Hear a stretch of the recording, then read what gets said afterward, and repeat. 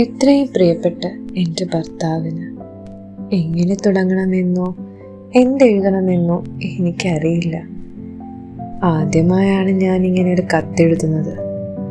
നമ്മൾ ഒന്നായിട്ട് 2 വർഷമാകുന്നു. എൻ്റെ ജീവിതത്തിലേക്ക് അപ്രതീക്ഷിതമായി കടന്നു വന്ന ആളാണ് താൻ ആദ്യമായി കാണുമ്പോഴോ സംസാരിക്കുമ്പോഴോ ഒരിക്കലും ചിന്തിച്ചിരുന്നില്ല താൻ എൻ്റെ പ്രിയപ്പെട്ടവനായി മാറുമെന്ന്. ആദ്യം താൻ എന്നോട് ഇഷ്ടം പറയുമ്പോൾ ഞാനതൊരു തമാശയായി മാത്രമേ കണ്ടുള്ളൂ. പിന്നെ സീരിയസ് ആണെന്ന് മനസ്സിലായപ്പോൾ ഒരുപാട് ദേഷ്യം തോന്നി, അതിലേറെ ഭയവും. കാരണം ഒരിക്കലും ഒരാളാൽ വഞ്ചിക്കപ്പെട്ടവളല്ലേ ഞാൻ. തന്നെ പിന്തിരിപ്പിക്കുവാൻ വേണ്ടിയാണ് ഞാൻ തൻ്റെ ബെസ്റ്റ് ഫ്രണ്ടായി മാറിയത്. പക്ഷെ താനുണ്ടോ ഞാൻ പറഞ്ഞാൽ കേൾക്കുന്നു. എന്നാലും താൻ എന്ത് കണ്ടിട്ടാടോ എന്നെ ഇഷ്ടപ്പെട്ടത്? അന്ന് ആക്സിഡന്റ് സംഭവിച്ചില്ലായിരുന്നുവെങ്കിൽ സഹതാപമായിരുന്നു എനിക്ക് തന്നോടാദ്യം. പിന്നീട് അത് കുറ്റബോധമായി മാറി. എന്നെ ഒരാളിങ്ങനെ ചങ്ക് പറിച്ച് സ്നേഹിക്കുമ്പോൾ ഞാൻ എങ്ങനെയാണോ അത് കണ്ടില്ല എന്നടിക്കുന്നത്?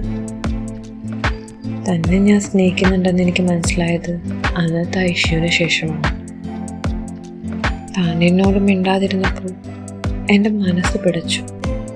ഒരുപാട് സങ്കടപ്പെട്ടു, ഒരുപാട് കരഞ്ഞു. താൻ വല്ലതും കഴിച്ചോ കുടിച്ചോ മരുന്ന് കൃത്യമായി കഴിക്കുന്നുണ്ടോ എന്ന് കോർത്ത് ഞാൻ ഒരുപാട് ആഹ്ലാദപ്പെട്ടു.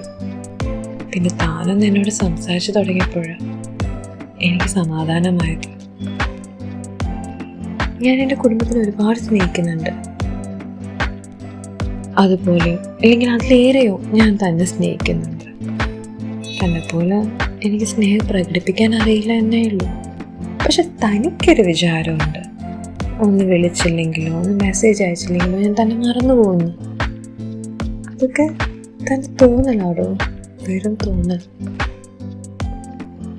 എടാ മാഷേ, നമുക്ക് നമ്മുടെ ഈ ജീവിതം മൊത്തം ഒരു ടോം ആൻഡ് ജെറി പോലെ അങ്ങ് ജീവിച്ചു തീർത്തൂടെ? അപ്പോൾ ഈ ഭാര്യ കത്തെവിടെ നിർത്തുന്ന ഭർത്താവും എന്നെ സ്വന്തം അതുല്യ.